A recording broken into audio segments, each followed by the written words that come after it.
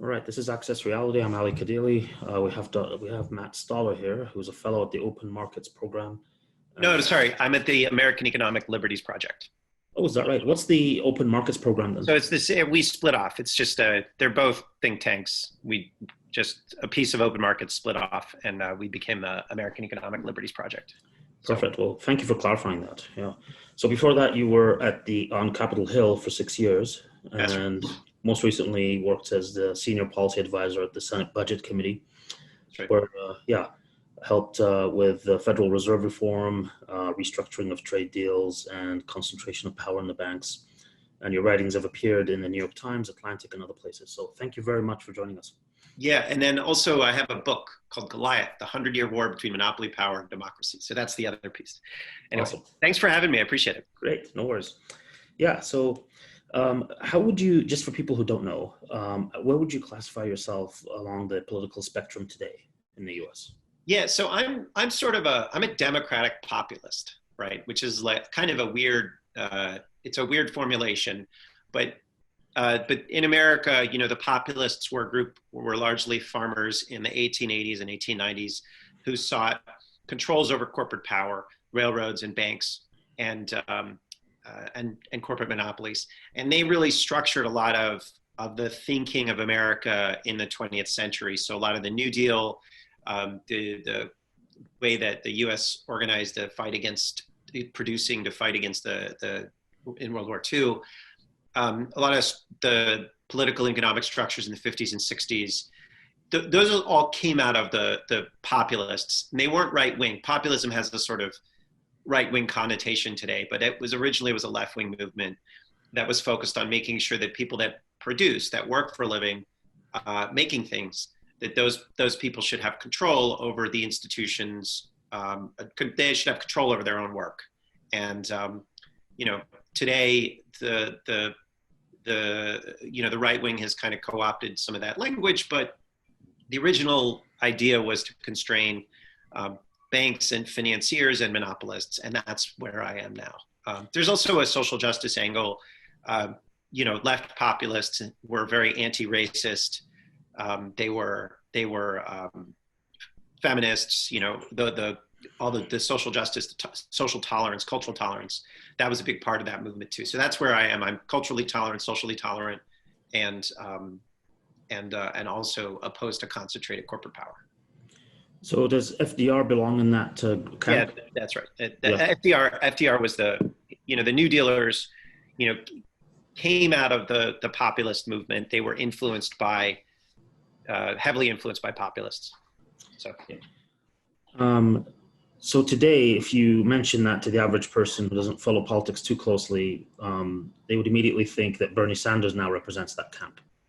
How accurate? Yeah, I think that's right. I think that Bernie in 2020 was well, I would say Bernie's a little confusing, right? Because Bernie, on the one hand, Bernie did talk a lot about FDR and the New Deal, but FDR was not a socialist and didn't like socialism.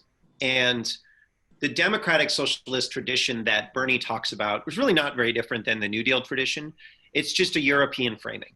So it's not native to America. It's kind of like America, New Dealers helped structure a lot of European political systems after World War II, obviously in concert with European elites, but those social democratic systems, and that social democracy existed before World War II, but really what we think of as social democracy in Europe today is largely a function of the post-World War II political organizing strategies, of which American New Dealers were a big part. So a lot of that went over to Europe and then got re-imported to the US through Bernie. And I'm just kind of like, cut out the middlemen, let's just do it, old school New Deal, rah, rah, American Revolution, that kind of thing, instead of adopting all of this weird, like, bureaucratization, which kind of works in Europe for some, because of different institutional traditions. It doesn't really work in the US. Yeah, and does the fact that they have multiple political parties play a role in this versus the two-party system? No, I Does that matter? No, I don't think so. It's really not. What you see all over the world is, except sort of in China, is an increase in populism and frustration with like the existing order, regardless of what that system, the voting system or financing systems look like. And it's because, like, we think of politics as, how much social welfare you spend, right? Or maybe some parts of industrial regulation, stuff like that. But politics is actually much bigger than that. Politics is actually how you interact with corporations, right? And corporations, if you look around the world, the corporations are all, they're all either the same, like Google is in every country, Facebook is in every country, or they're very similar. So Goldman Sachs and Deutsche Bank, not the same institutions, but they operate really similarly. They're really out of control of our democratic institutions. So everybody's kind of responding to the same global political order.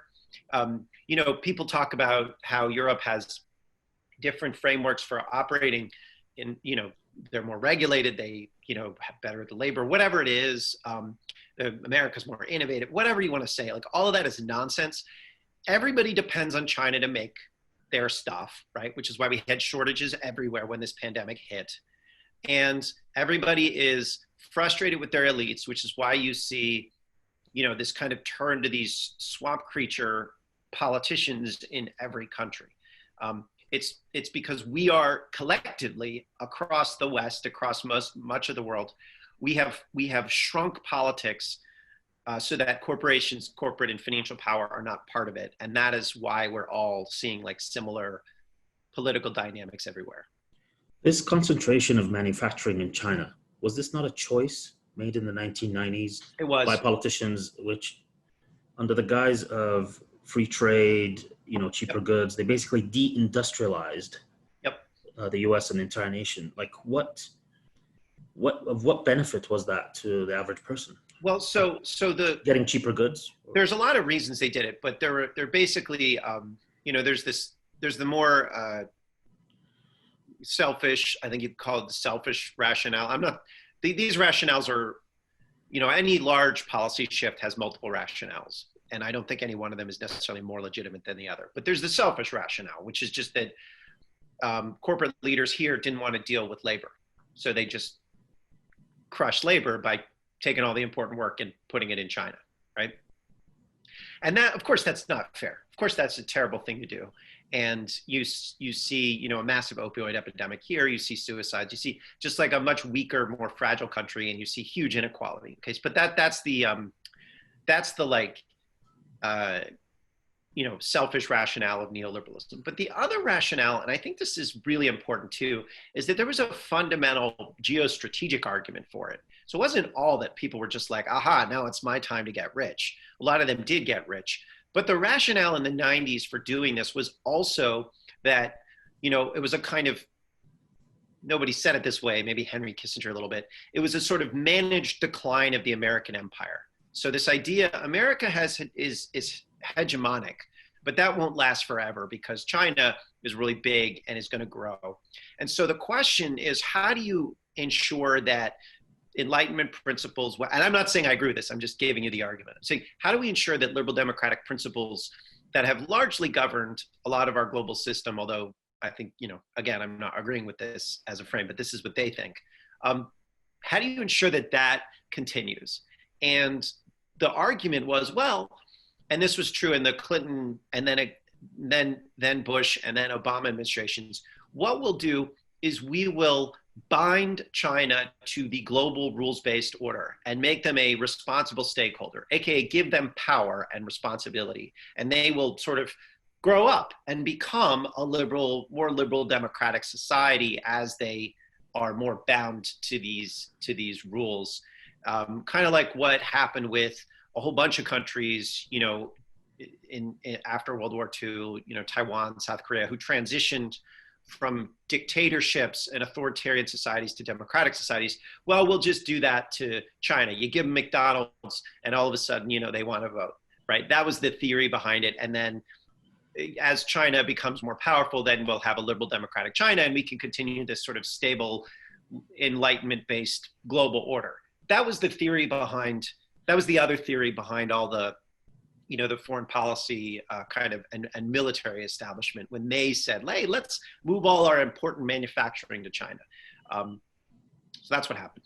But do you have to de-industrialize yourself and move your critical manufacturing to China to do that? Why can't you just open it up somehow, do the McDonald's, and then they'll slowly open up to American culture? Well, yeah, I mean, obviously it was a really bad decision, right? Like it was catastrophic. The reason that they deindustrialized the U.S. because the U.S. has been slowly deindustrializing since the late 1950s. And not necessarily for terrible reasons. There was this theory in the 1950s called affluence. And that theory of affluence was written by an economist named John Kenneth Galbraith, who wrote a book called The Affluent Society in 1958. The idea there is America is just so rich, just so incredibly wealthy, so technologically advanced that, we really don't have to worry about the problem of wealth or the problem of distribution anymore. I mean, it's just, that's over. That's the old world of scarcity. Today, we're in a world of wealth. And the question is, what do you do with the wealth, right? Supporting, and there were a lot of arguments, but essentially it was, make people shouldn't have to work as much. They should be able to do more art instead of work. We need to make sure that other countries can get wealthy as well, that kind of thing. And over the course of the 1950s, 60s, and 70s, the US, through the State Department, would just strategically trade middle-class jobs to other countries for geopolitical favors. So Spain, they didn't want Spain to go communist. So they traded a bunch of the shoe industry that used to be in New England to the Spanish in the 1970s. And the auto industry, they were like, okay, we want Japan to be stronger to stand up to the Soviet Union. So we're gonna allow them to have a really vibrant car industry and they can get access to American markets. And the Europeans, they are destroyed after World War II. We're gonna allow them to have tariffs against American agricultural goods, but we won't put tariffs on our markets because we're just so wealthy it doesn't even matter, right? That was the theory. And it worked, right? And America was really, really wealthy. I mean, overwhelmingly so, up until you had a kind of convergence in the 1970s, 1980s, 1990s. But the policymaking elite really never changed their thinking that America is actually not capable of trading away more and more and more of the middle class. That's going to have destabilizing political effects in the U.S. It started having destabilizing effects really quickly in the 1960s, but the destabilization really got worse in the 2000s. And so that was the thinking, I think, among a lot of those among those foreign policy types. And then obviously people from all over the world, like the Germans and the Japanese, they were always very, very opposed to rebalancing that global order. So the Germans got a really good deal, out of this arrangement where they got to export but didn't have to import. They got a lot of boosts for their industry. And then the theory originally was, that Germany has to rebuild after World War II. But now it's 80 years later. And so it's time to rebalance. They don't want to rebalance because the deal is good for them. They're essentially free riding off of America. And American policymakers were like, it's important to let others free ride off of our society for a while because we're so much wealthier, right? And also it's good that they free ride because then that gives us military leverage over them as well. So it's not, I'm not saying this was all altruism. This is sort of a strategy. It was kind of a carrots and sticks approach.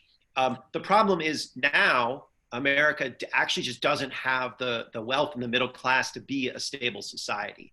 And so those policymaking elites are trying to wrestle with that. And, Trump is a very crude messenger for this, but he is actually delivering that message, which is there ain't no more middle class to trade away, right? And now the rest of the world is like, wait a second, this dependence that we have on the US to continue taking their jobs and getting access to their markets with really no reciprocity or little reciprocity, and like, that's good for Wall Street too. I mean, that's the other thing. American domestic elites, that's the greedy part. Like they did really well off of this as well. So it's not like everybody in America was suffering. Like there was a massive stratification. But that's what everybody is wrestling with, which is just that the American order is not stable anymore because America's not stable anymore because this order destabilized it. But other countries don't want this to change because it was a good deal for them. So I understand the examples you gave with Spain and Germany and other places in Europe where you trade, that for specific geopolitical purposes. But what happened in the 90s with, the free trade with China and everything else was just on such a mass scale that wasn't seen before. And from my vantage point, the big companies benefited from that because obviously they got to cut production costs and they got cheap labor. But as a country, you got industrialized, and then you made China extremely wealthy, much more quicker than it would have on its own. And they stole all that technology. Now they're making their own. Well, they didn't steal it all. They bought a lot of it. They stole some of it, but they also bought a lot of it. I mean, keep in mind, and they used predatory mercantilist tactics that are not theft to get it. And we didn't use our trade laws to defend ourselves. So you're not wrong, but you're giving. You're letting our policymakers off the hook a little bit by saying that China stole it all. Like this was a deal between Wall Street and China and our elites and the Chinese elites. And it was a bad deal. We shouldn't have done it, but we did it. I guess. And I heard some of the companies. Just to give you like a sense, in the 90s, the big difference is the Cold War was over. So the Cold War, that geostrategic purpose of having a deal where America would stabilize kind of the non-Soviet parts of the world using carrots and sticks. That ended with the Cold War. And then the foreign policy elite in the US just decided, well, we don't really have any opposition. And, we won. So we'll just turn China into a democracy. And, we were very clear about those carrots and sticks, which was sort of like, team democracy or team US gets those carrots, team Soviet doesn't. And after the Cold War ended, the American foreign policy establishment was just like, everyone's now a liberal democracy, everybody gets American industry, and oh cool, I get these consulting contracts on the side, this is great, right? That's what happened. And it was crazy. And as you noted, it was just like this massive de-industrialization that was much bigger than anything that happened, in the 70s or 80s or 60s. I heard some of the tech and American manufacturing companies operating out of China were either turning a blind eye to espionage to copy their technology or freely giving it away in exchange for, being on good terms with the communist government and staying in China and being able to produce. Yeah, that's right. I mean, what used to happen prior to the 1990s is America saw its multinationals as strategic national assets and would operate, through those multinationals for, American policy ends. And, there was always tension there, but we would, the corporations would move, like, I think, RCA at a certain point, the US said, you're now going to make radios in Taiwan. Right? Move your production to Taiwan because we want Taiwan to have something to do. And we want to transfer this technology to Taiwan for geopolitical alliances. And same thing with televisions in Japan. And, we constructed industries there and transferred technology from the US to these countries for, geopolitical reasons.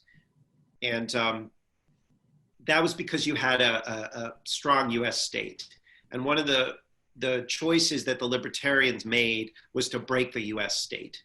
And that was part of the national security world and the military world were fine with breaking the US state and then just allowing American multinationals to operate kind of in a rootless way.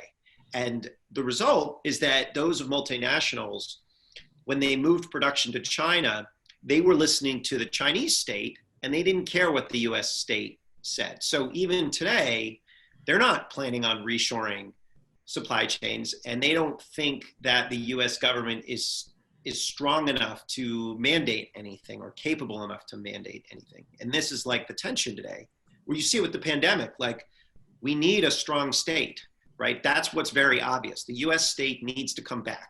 We need to govern again. And you see the tension there where Trump wants to govern in some ways, but also is really reluctant to impose anything on powerful interests. Trump was hinting during the election time, that in the campaigns, that he would try to bring those industries back, to reindustrialize the US by somehow imposing tariffs. Or I don't see that he actually did anything with that regard. Yeah, I mean, I think the tariffs are basically what he did. He said, we're going to put up tariffs and we're going to block immigration. And then that's going to create, that's going to kind of create a labor shortage, because companies are going to want to bring back production, and and there won't be workers. So a labor shortage will then drive up wages. That's the philosophy. That's Trump's political philosophy. Higher wages, people will be happy. They'll vote for me again. That's a good way to protect America and build a smart politics. The problem is that the tariffs have not actually reshored production. They've moved production out of China to some production of some things to like Vietnam or to Sri Lanka or other countries, but they haven't reshored stuff to the US. And that's because there are two parts to the offshoring. One of them is just, like a lack of tariffs, right? So that's true. But the other one is that there's the financial institutions in this country, which say those that actually move resources, right? Decide whether to build factories or not and where to build them. We don't have financial institutions that are focused on domestic production. Right? We have financial institutions that are focused on, that are focused on like predatory behavior. So private equity, or business development corporations, which are small business lenders, or large banks. None of them actually do real commercial loans to build factories.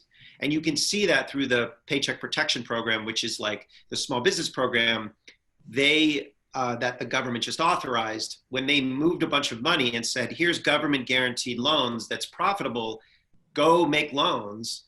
It was not the big banks that were able to do it. It was the small banks that were able to do it. And those small banks have been, declining in importance for a really long time. So that's one of the things that we're learning. It's that our financial system, even if we wanted to reshore stuff, moving through our existing financial system wouldn't be the way to do that, because our private equity guys don't know how to build anything. All they know how to do is move legal shells around and loot them.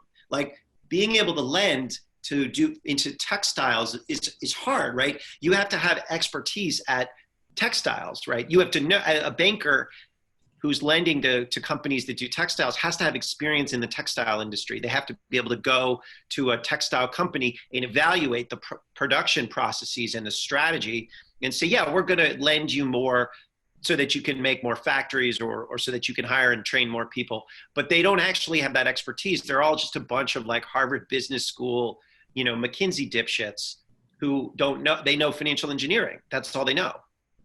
So how do you solve that problem without having to resort to full-blown communism or authoritarianism to force them to do something? How do you help that? Well, I think I think you need to. First of all, I think the tariffs are good. I think we should have more tariffs on more items, and I think the government itself needs to start lending. I think the government needs to build out public banking institutions that can do that. Like through the Small Business Administration, expand that. I think the government should break up the banks. Banks are too big. They're not doing commercial lending. And change banking policy to facilitate more commercial lending and manufacturing and lending to manufacturing. And then just block a lot of the bad behavior by private equity. So if you want to have a financial system that's focused on engineering instead of financial engineering, then block the tricks that financial engineers use, right? Which are largely about moving legal shells so that you can borrow money and then not have to pay it back, right? You can borrow the money. I borrow the money in company A. Then so the company A has a bunch of cash and then a bunch of debt because you borrowed the money. Then you create another company shell, company B, and you move the cash to company B, and the debt stays on company A's balance sheet. And then company A goes bankrupt. That debt gets wiped off. And oh, what do you know? You got this legal shell over here with all this cash that you can just take. That's fundamental. That's just stealing, right? But that's what a lot of these guys are doing. That's what private equity really is. It's not entirely what they do. Sometimes they do, some useful things, but like that's a large part of why they have really high returns. It's like there are not a lot of businesses where you can put $1 in and get a 40% return on it. That's not a normal thing to do. So the way that they're getting that really high return is they're either finding a business which is a monopoly, or building a monopoly, which you can get those kinds of returns, or they're just looting, right? And that's so you need to get rid of the looting, right? You need to make it so that your financial system stops looting, and then they'll find other ways to lend that you'll get you your 6 or 7% return. And if you're getting a 6 or 7% return, that you can do by building a factory, right? You borrow at 3%, you lend at 6 or 7%. That's not a business that you'll become a billionaire. It's a business that will let you have a nice life and will help you actually create productive capacity. Back to politics here for a second. So is the paradigm of left versus right, Republican versus Democrat kind of outdated now? Is it kind of on the ground really replaced by populist versus establishment? I would say that let me take issue with the question. I don't actually know that left and right was ever really a good framework. I'm not sure. I'm not saying it wasn't. Left and right comes from the French Revolution, when people on the left part of the, what's it called? The assembly or something, whatever it was called, they would sit on the left. And some people would sit on the left and some people would sit on the right. And then it just became the left and the right. And the left was more redistributive and the right was less redistributive, I guess. And I think that I'm not sure that ever totally made sense, but like one way that I understand politics, and there's lots of you can pick a lot of different fissures and you can organize your politics around a lot of different cracks, right? Because society is like pretty flexible. One way to understand, politics is to say that there's just ethnic divisions, and you can organize our politics around ethnic divisions if you want. You just take a bunch of ethnic groups and you put them in one group, and you take some other ethnic groups and you put them in another group, and you have them fight or argue, right, about who gets what, right? And those ethnic groups are somewhat arbitrary, and you can move them back and forth and move them around, right? And that's one way to do politics, and you have that in America. I think you have that in every country, but in America, the fulcrum is race, which is socially defined but is real. Another way to do it is around not economics necessarily, because economics would or class would imply the wealthy versus the poor, or the wealthy versus the middle class, or however you want to. You're just doing it by income level, right, or wage level, which I think a lot of people like to look at because it's a number. But I actually think that the better way to do the economic stratification is through producers versus middlemen, right? And so producers are, workers and farmers and engineers, people that make things, right, and sell things, that people that like are creating a real product, right? And middlemen are bankers and monopolists and distributors who are operating to match the producers with people that buy things, right? Or they're operating to match people that save with people that invest. That's what Wall Street does. It matches the savings of the country with the productive capacity of the country. These are middlemen, right? And you need both in any society. You need people that make things, and you need people that match those things and finance to, in markets, right? But they have, there is a contest over political power, right? And right now we have a society that is dominated by the middlemen. Amazon is fundamentally a middleman. Jeff Bezos is worth $120 billion or whatever it is, not because he's producing anything, but because he has power over this giant middleman in the economy. And that middleman is necessary. We obviously don't want to get rid of Amazon, but it shouldn't be that powerful, right? And that power is illustrated by the money that he is worth, right? That's an accounting system for power. Same thing with Wall Street, same thing with like Monsanto or Disney or any of these institutions. We have empowered middlemen in a way that is fundamentally dangerous and imbalanced. And all the producers, right, which you can look at sort of today, the essential workers, that would be the producer class. They are the ones that actually are disempowered in this dynamic. And then you have a whole bunch of other people that are usually dependent on either the producer economy or the middleman economy. And so that if you look at like a lot of the like pundits or, you know, lobbyists or lawyers, they're often dependent on the middleman economy. And some of them are dependent on the producer economy, but like that's where that split is. And then you have the poor, right, who largely don't, the very poor, like not the working poor, but the very poor, who aren't producing. And they're not really important politically because they don't vote.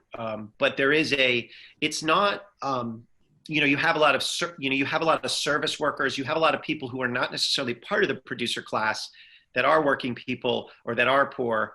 So, and sometimes they vote for like the middleman types, right? So it's like if you're a waiter in New York right now, like you get laid off, it sucks for you, but like you're not part of like the producer economy because the people that you're serving are Wall Street types, right? That's what the New York economy is. So that's why you see in a lot of these blue areas, there's very much they're voting for like the Democratic Party is kind of like a coalition of Wall Street and sort of this. It's like it's not entirely true, but it's like the manufacturers, a lot of the producerist working class has been pulled out of the Democratic Party, and Trump is really appealing to them for both for racist reasons, but also because he's actually about tangibly making things. And that's not an entirely white working class. What happens to the Black working class and the Latino working class that's in this producerist world is they don't vote, right? They just choose not to vote. The white working class will go for Trump. These other producerist classes will not vote. And then if you're part of that, working class and you are in the sort of middleman economy, then you'll go for the Democrats. Right. So that's like, but it's not, it's not entirely clean cut because the Democrats and the Republicans have been on both sides of this for a long time. So the coalitions are not totally sorted right now, but that's how I think about it. That's why you're seeing more populism on the right. That's why you see some analogies between Bernie and Trump. They're going for this producerist economy, and it's not like it's just about money. A wealthy real estate guy who puts up buildings is more like a producer than he is a middleman to a lot of people, right? And like a corporate lawyer like Elizabeth Warren or Hillary Clinton looks a lot more like a middleman than they might actually somebody who's standing up for producers, which is why they can they don't necessarily appeal to people that you would think they appeal to purely because of economic, just because of wage levels. So would one be correct in concluding that because of this mass disempowerment that you mentioned, that people are more resonating towards a populist message? So if they happen to traditionally be on the right, so to speak, Trump kind of represents them. If they're on the left, kind of Bernie, and that versus the establishment in both parties. But the populist factions in both parties will resonate with each other more than they would with the establishment on either side. I mean, it's a realignment, if you will. I think you have to look at what happened in the primary. I mean, that would be the story I would like to believe, but the reality is, although I don't think that's the story. Bernie lost, and so did Warren. They got crushed. Biden won, right? And Biden was not running on populism. So the Democrats and Bernie didn't even do that well. He did worse in 2020 than he did in 2016, and Warren didn't really resonate at all. So populism really took a hit in the Democratic Party, a bad hit. It was bad. It was not like, and I don't think that it's like the left. I don't think the left are the populists. I think like it's quite possible actually that Biden will turn out to be more populist than the left. I'm not sure, but that's possible. But I don't, I don't look at the Democratic Party or at the left or at the progressives and see populists. I just don't. I don't think that they are. They might turn out to be. They might change their minds, but they're not. On the Republican side, I think there's a real cross pressure here because Trump, while he has producerist instincts, he also is super racist, right? Like, there's no question that a lot of his immigration stuff, like the evident delight in cruelty, is that's just pure racism. But he wants to build things. But the real weakness is not the racism; it's the adherence to Wall Street. So, the Steve Mnuchin, the Federal Reserve, the huge corporate tax cuts, the deregulation, all of that stuff is not reshoring supply chains. It's not bringing production back to the U.S. It's just doing favors for Wall Street. So it's like the tariffs, which there's a battle in the Trump administration between the trade guys who are populists and the Wall Street guys who are anti-populists. And so the tariffs, you can see, that's where the populists are winning. And then pretty much everything else, everything from antitrust to banking law to labor law, the Wall Street guys are winning. So now, in terms of Trump, if you knew nothing else about him, and just judging on the fact that he wants to curb immigration, just based on that alone, would it be fair to call him a racist based on that? No, I don't think so. I think I think that the immigration, like, you can have a debate over immigration, but there's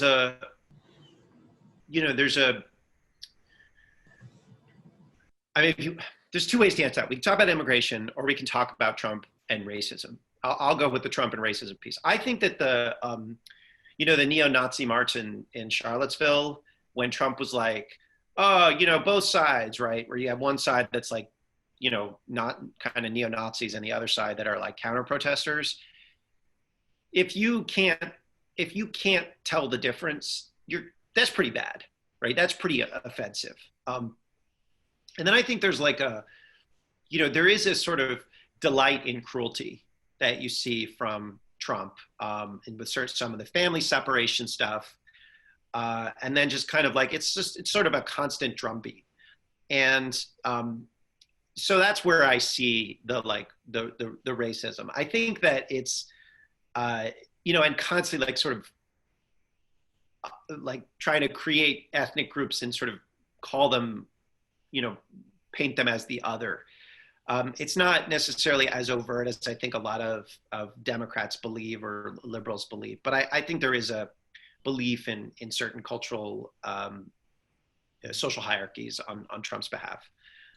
In terms of immigration, immigration's a great place for Trump to play that out, and he always tries to make it kind of seem as policy focused as possible. But and I think that there is a legitimate argument to have about immigration. Every society has to have that debate internally about population flows. It's obviously important for communities to be able to have some say over who's in their community, although they shouldn't be able to like block anyone who's just one ethnic group. That's, there's a debate that you have to have about how to absorb newcomers into your community. And that debate, though, I think it's really hard to have that debate because it does seem like there's a lot of bad faith coming from the Trump side on that one.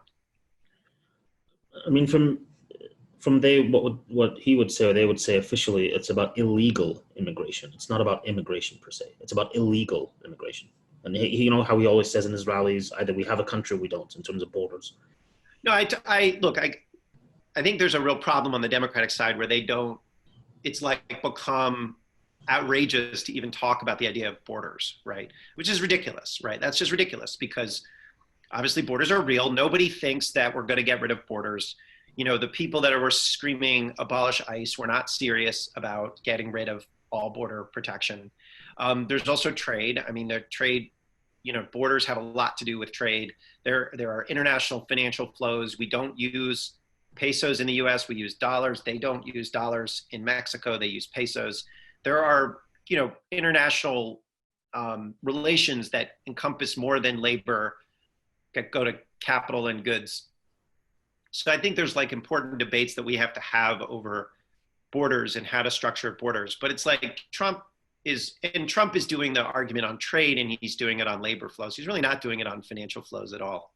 So, you know, I don't know. I mean, I think you could make that argument, but from what I saw, like there's the Reagan administration basically structured a labor policy of allowing millions of undocumented people from Mexico to come in and work at below market wages, right? It was a wink, wink, nudge, nudge. You're undocumented and that's against the law, but it's okay. Don't worry about it, right? And now you have 10, 15 million people that live in the US who are not citizens and they're undocumented, and they have kids, but they're American. They've lived here for a long time. It was by not enforcing the law and allowing, it was sort of policy to allow them in to undercut American wages. And it's this really, who said this? There's some, I love this quote, but I forgot who said it. They said, for my friends, anything, for my enemies, the law, right?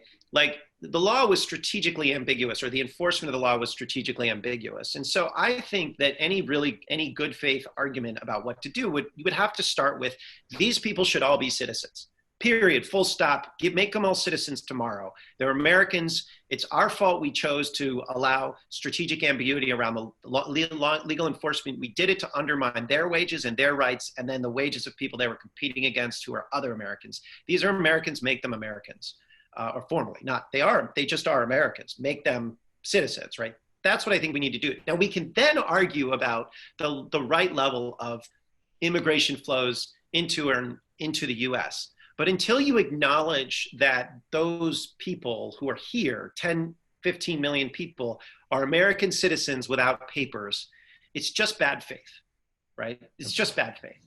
And I'm not saying that Trump is the only one that did this, but I am saying that, because this debate goes back years, but it's like, come on, guys, this is ridiculous. Yeah. Back to the political parties. It's a lot like the Germans and their relationship with Turkish immigrants, where it's like they brought a whole bunch of Turkish immigrants into Germany in the 1960s, but they didn't make them citizens. They just didn't have enough labor. And they didn't even let their kids be citizens, right? It's like now there are multiple generations of people who have grown up in Germany that are German. They're obviously German. They're culturally German, but their parents or grandparents came from Turkey. And so legally, that's a really ethnically centric way to build a country. And it really subverts Enlightenment principles. It really does, right? It definitely creates a much bigger problem when you don't enforce the law, and then generations and generations are there, and now it's like, well, how do you deal with it now? Now you got to deal with it somehow. Well, right, but I mean that's a little bit of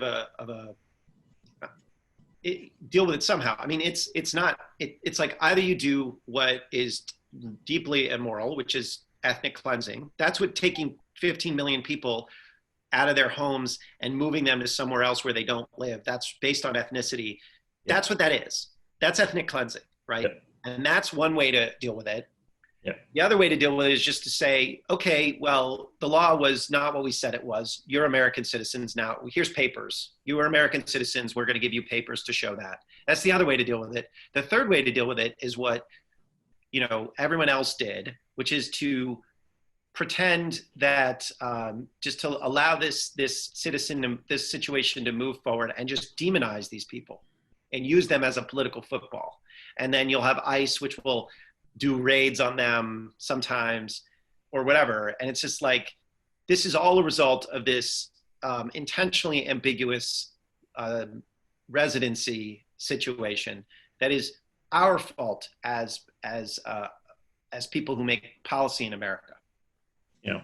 What I meant was, like, when you don't enforce the law to begin with, then later you're faced with the choice of, oh Yeah, yeah, we weren't serious about that law. It doesn't apply. It might apply that's right. to the new people, but not the old. The fruit of the poison tree, I think, is the legal term, right? When you don't enforce the law, then you have a situation where you've got this big part of society that operates according to laws that are not on the books, or that operates, and then you have to deal with that because you've legitimized it by not enforcing the law. But then the written law as written doesn't mean as much. And you have to figure out, are we going to have a society where the statute matters, or are we going to have a society where there's really an informal code? Yeah. Back to the political parties. If you look at an establishment versus a populist fight within each party, it looks like on the Democratic side, the establishment faction has decisively won for now. Yeah. And the populist faction has kind of been pushed to the internet, so to speak, or the underground, kind of outside the mainstream decision-making, mechanism of the party. On the Republican side, it looks.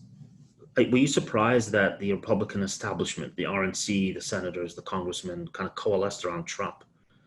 There's still some who don't like him, obviously, in the Republican establishment, but by and large, they've come along.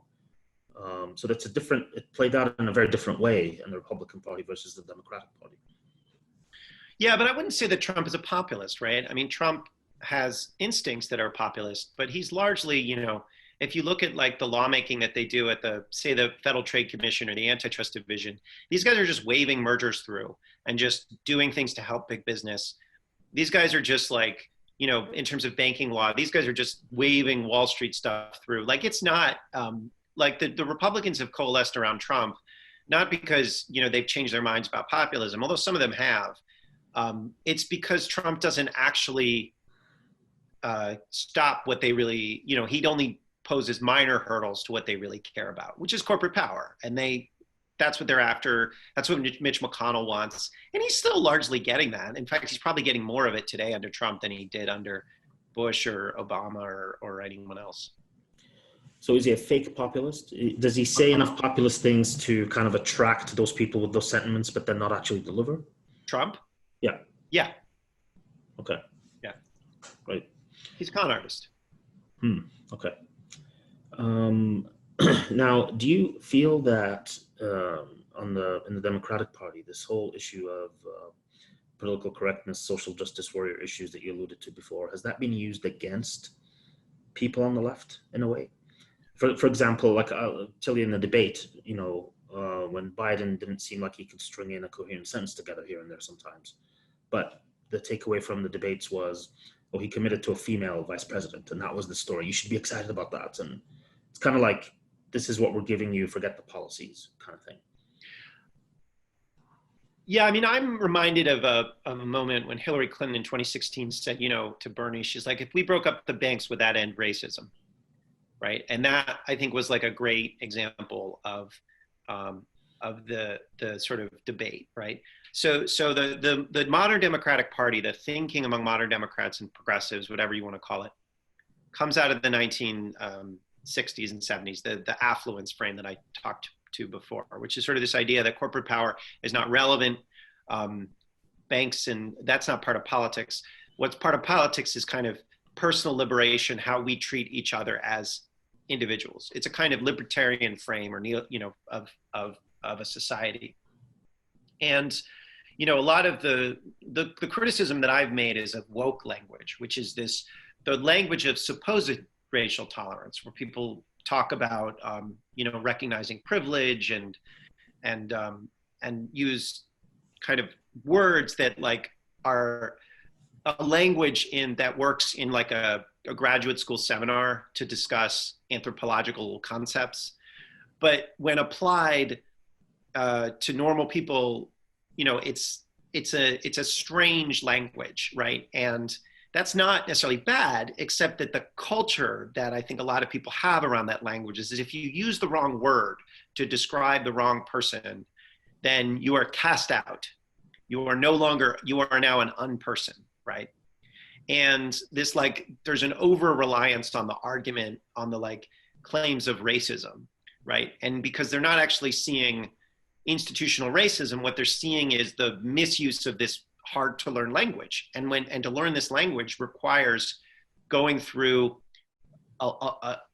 elite educational institutions. And what that means is that the only people who are able to easily make arguments, political arguments, are people who have been through these educational institutions where I've learned this language, right? Anybody else is cast out. And so to me, when I look at these, and this language does not have an economic framework, right? That's the other thing. It's like what they do with economics is you say, hey, here's this thing that, this bank is doing that is really dangerous, that's causing all of these problems with mortgages or whatever it would be, private equity, whatever it might be doing. They hand wave and say, oh, that's capitalism. Let's go back to what we're really interested in, which is all of this in-group signaling. So it's not actually, this woke language is not actually about racial tolerance. It's not actually about cultural tolerance or gender-based tolerance. What it's about is aristocratic signaling among people who have been through these educational institutions. And it's about avoiding dealing with corporate power because that aristocratic group sits on top of that corporate establishment. They are funded by it. They're in that economy, right? Yeah, I mean, it just seems when you look at these days anyway, the Democratic criticisms of Trump, which is calling him xenophobic because he banned flights from Wuhan, China. They're incensed by, the political incorrectness that he displays, but it seems that they go along with the substantive policies, like the stimulus and all these other things. So it seems that they agree with him on those things because they're not criticizing him on those grounds. They're doing it based it's really telling the grounds on which Democrats criticize Trump. It's not like, they'll criticize him for sort of, he does things that I think are deeply immoral and really corrupt, right? Just there are plenty of ways that you could argue that he's being bribed. Everything from copyrights that Ivanka Trump got in China to Jared Kushner running a group in the White House that's structuring how the pandemic responds and probably doing a bunch of favors to his buddies in private equity, to having foreign lobbyists stay at the Trump Hotel in DC. Like that's just penny ante graft, right? You could go after him for all of that, right? But what do the Democrats go after Trump for? They go after him for this very strange kind of Ukrainian conspiracy, which is essentially all about protecting Hunter Biden's nepotism, right? And so you can tell that it's like, as bad as I think Trump is, the criticisms of Trump from a lot of the Democrats don't seem offered in good faith. They seem like they're more about protecting democratic sacred cows than they are about describing a good society, right? And they're often more about Trump not using the salad fork, not being polite, than they are what Trump is actually doing, right? And so that's, I think, and you saw this under Obama too. I mean, a lot of the, Trump does a lot of things that I think are really evil on the border, right? Separating families and all that. So that's really cruel stuff. But Obama was not nice to immigrants either. He wasn't as bad as Trump, but he was pretty cruel in those policies. And I remember there's this guy, I think John Favreau, was one of Obama's speechwriters, and now he runs a popular podcast network called Pod Save America. And he tweeted how awful Trump was and put up this picture of families being ripped apart at the border or some sort of awful scene. And it turns out that picture was from 2014, right? So he just assumed, well, it's cruel, therefore it must be Trump doing it. But it was in fact under the Obama administration. And then if you look more deeply at some of the things that are going on, Trump is doing a really bad job on the pandemic. But he hired McKinsey to come up with a plan to reopen the country. And Andrew Cuomo, who I think is also doing a really bad job at the pandemic, although he's doing a better job than Trump, but it's still really bad. He also hired McKinsey to open up New York. So it's wait a second. It seems like the political party here is McKinsey, right? And that when you go under the surface, those are the actual people that are in control of our society. And I don't see the Democrats really making that point. And I only see a few Republicans making that point. Interesting. Last thing I wanted to just go over with you is, and you may not agree with this, but I feel there's plenty of examples of these giant digital platforms kind of curtailing and censoring free speech under the guise of community standards. And they kind of become the arbiters, and they'll come back and say, it's a private platform, we own it, we get to make the rules. So the question is, does government have any role whatsoever in regulating digital monopolies? At what point do they become so big and so essential that they become like the public square and they can't be just left to the whims of, an owner or two? It's kind of like when they forced, they stopped Trump from banning someone on Twitter because they said that's kind of they're entitled to have access to you in a way. So in that same manner, at what point do these companies get so big that they can't just, ban someone? What you're saying is they're private governments, and government and policymakers are using them to engage in this censorship that's not legal for the government to do. But if it's done through a private government, AKA Facebook or Google, then it becomes fine, right? And I think that's a huge problem. I think it's like, whether you're censoring through, okay, an editor, when I take your work and I edit it, right? I'm an editor. When I have total power over what people read and I edit your work, that's censorship. There's a spectrum, right? So editing at a certain point, depending on the power of the editor, becomes censorship. And I'm not saying Google's not in total control of speech and Facebook's not in total control of speech, but they're not just an editor, right? There's a spectrum here, and they're coming up to this line. And that's really a function of market structure. And like what Google and Facebook are is fundamentally, they are communication networks. They're a conglomerate. They're both conglomerates. You could put Amazon in there too, because Amazon has control over books. They are conglomerates, and they own multiple communication networks. Google owns Google Search. They also have YouTube. They have Maps. They have a bunch of different subsidiaries that don't need to be tied together. And then Facebook owns Facebook, WhatsApp, Instagram, and then they've called Messenger a separate product. So that's 4 networks with more than 1 billion users. Google has 8 networks with more than 1 billion users, and they don't operate those networks neutrally.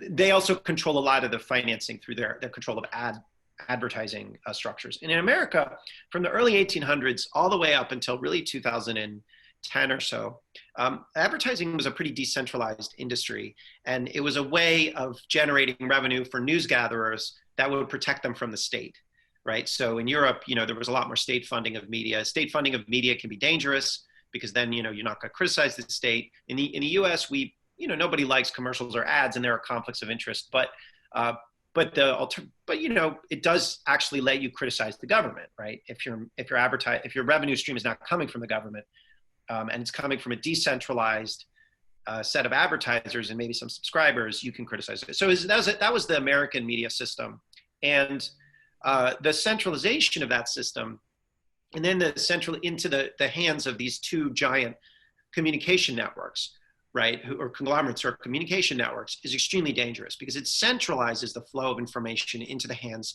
of basically the CEO of Facebook and the CEO of Google.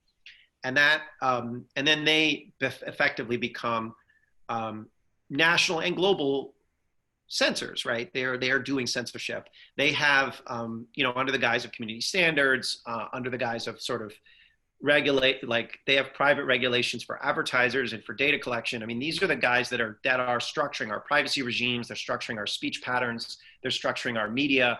That's what's going on. And so I think the government, the people, our democratic institutions need to step in and not just like regulate them. I don't think just regulating monopolies is that's more dangerous when you fuse the power of the state and private monopolies. I think they need to break these guys up. I think it's not that Google is managing community standards badly. It's that Google shouldn't be doing it at all. And same thing with Facebook. It's not that Mark Zuckerberg isn't managing this well. It's that it's unmanageable. It is just censorship, and just there is no right way to do censorship. You need to break these guys up, right?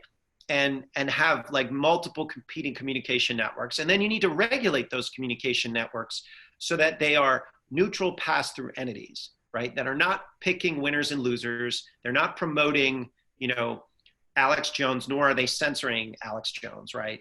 And, if that were the case, right? Like, let me just give you about Alex Jones. Google promoted and recommended Alex Jones videos 15 billion times, right? So Alex Jones, you can argue, oh, he's crazy. He says things that are dangerous. He should not be, should he be allowed to be on YouTube or not? It's like, you can have that argument, but like the reality here is that Alex Jones was made famous by Google's algorithm, made a lot of money because of Google's algorithm. So before you get to the question of should he have access to this important public platform, we have to start asking, why is it that Google chose to make him a star in the first place, right? And if YouTube were just a neutral network that didn't attach itself to advertising and didn't have this algorithm that was designed around their political preferences, which are really for engagement, they're not left or right or anything, then we wouldn't have this problem in the first place. So that's what I say is break these guys up and then regulate people who control communication networks to make sure that those networks are neutral. And then we wouldn't have the problem that you're talking about. So with Alex Jones, they did that because they saw that would be popular and it would get them more engagement and more, it's about money in the end. So basically what Google and Facebook do is they try to keep you using their product so that they can sell more ads, right? Because the more you use you don't pay directly for Google or Facebook, you pay indirectly with your attention, and then they sell ads to you. So you pay them by being manipulated, right? So so with Alex Jones, what they found, I assume the algorithm showed, is that like his content was more incendiary and would make people angry or would make people excited or whatever it is, and they would keep watching, right? And that's what was bad for you. It's like surrounding you with donuts or surrounding you with sugary, junk food. It's like if you surround someone with sugary junk food like all day, they're going to eat it, right? And they don't give you any other choice. If you are on YouTube, you're not allowed to say, don't surround me with sugary junk food. They just put it in front of you because they sell sugary junk food, right? So that's a market structure problem, right? And that's what you have to fix. It's not sugary junk food is bad, right? We have to get rid of all sugary junk food, right? That's the problem. No, the problem is the market structure, which allows a company that controls everything you eat to only put sugary junk food in front of you, right? A donut once in a while is good. It's fine, right? An institution which is designed to only sell you donuts all the time, that's a problem, right? Yeah. So, I mean, I'm a bit torn on this whole breaking them up solution, because on one hand, it just seems that, based on principle, and you should allow capitalism to, why should the government come and tell you can't grow, you can't be big, or you have to break up, or on one hand. And then I kind of understand that they do things in a way that kind of maximizes their profit too. That's part of capitalism also. But it's gotten to the point where they actually get to decide whether you get to speak or not, or if somebody sees you. Well, I mean, let's be clear though. Like Google it's not like Google just became what it is, like because they were smart or good. It's what happened is they took advantage of a host of government benefits. So all I'm saying is take those government benefits away, right? The corporate charter is a government benefit, right? That's just very basic. Limited liability corporation is but then they don't actually have liability for what is said over their platform. That's a corporate benefit, right? If I, do something, if I libel you, I'm responsible. But if Google structures an algorithm to promote somebody that engages in libel, they're not liable for it as government benefit, right? They make money off of that, and they're at a competitive advantage out of it. And that's not because they're smart, it's because it's a government benefit. And you could go on and on and on, all the mergers that they engaged in, that the government cleared, their right to merge with other corporate chartered entities, government benefits. So the point is that it's not that you should say, let's shut down Google, that's bad. There's a lot of great engineers at Google. What Google does is really great. I mean, I use Google all the time. The point is, take away the government benefits, and then like the way that they've become what they are because of those government benefits, break them up so that, just like they took advantage of their benefits to buy a bunch of other companies, all a breakup is undoing that. It's not like we're taking something that they originally did and undoing that. We're just saying all of these mergers that you engaged in, that we allowed you to engage in as a benefit, that was a mistake, and we're going to take that back, right? So that's what I'm saying. It's like, this is not like, the presumption here is that these institutions are natural and a force of nature because they exist the way that they are. But in fact, if you look at the origin story of these guys, it's like, no, they're not natural. It's just a bunch of stuff that we allowed them to do and benefits we gave them. So if you just take those back and undo those and reverse those, you'll have a much better, healthier ecosystem of production. It'll be much more fair and wiser and more stable. Should the government tell them you're not allowed to censor or edit or ban someone? No, I think the government should say, if you sell advertising, right, which is to say, and selling advertising is a form of editing, right, because you're putting advertising in the platform, right? If you sell advertising, then you don't get liability for what goes over your network, right? So you can, if you're an editor, right? If you are a publication and you are making money through advertising, you are not a communication network, and you don't get the legal protections of a communication network. So if you are a communication network, like you're Verizon or you're a Zoom or whatever, and like Zoom makes money because you pay them, right, for their service, right? They don't make money if you and I are using Zoom and then Zoom shows us ads. That's not how they make money. So Zoom shouldn't be liable for what we're saying, right? Because they don't make money based on what we say. Whatever, but if Zoom were to make money based on what we said, then it would be a different business model, and they should have different legal protections. Like Verizon is not liable for what I say when I use my Verizon phone, or and that's true with sort of telephones in general or email providers. They're not liable for it. But if they start making money off of, but like the New York Times is liable for what they say, right? Because they make money based on content production and editing. And so I think these guys are regulatory shapeshifters. On the one hand, they're communication networks and they want the legal protections of a communication network and a public utility. But on the other hand, they want to profit by not acting like a public utility, by editing, by manipulating, and by making money doing that. So I'm just saying, you got to pick. You can't be both a utility and a non-utility. You either get the legal protections of a newspaper and publisher, or you get the legal protections of a communications facility, but you don't get both. Is the money motive the only reason why they edit, ban, and restrict and do all those things? No, these guys are these guys are ideologues. Like Google and Facebook believe, people there, they are neoliberals. They believe in replacing the state with a corporate state. Right? That's why Zuckerberg is setting up a Supreme Court. That's why he wanted to set up his own currency. He's actually talked about how Facebook is more like a business, or it's more like a government than a business. And that's basically true with the monopolists in general. They believe that they are actually better at governing than the government. That's what they want, to get rid of, effectively to get rid of democracy, or to make democracy, allow you democracy in a minor sphere that is not really that important. So it's censorship driven by political ideology. It sounds dangerous. Well, I mean, yeah, of course it's dangerous. I just don't think it maps onto the right-left distinction. Like conservatives like to say, oh, this is conservative, anti-conservative bias. That's not really what's going on. What's really going on here is censorship to protect their business models.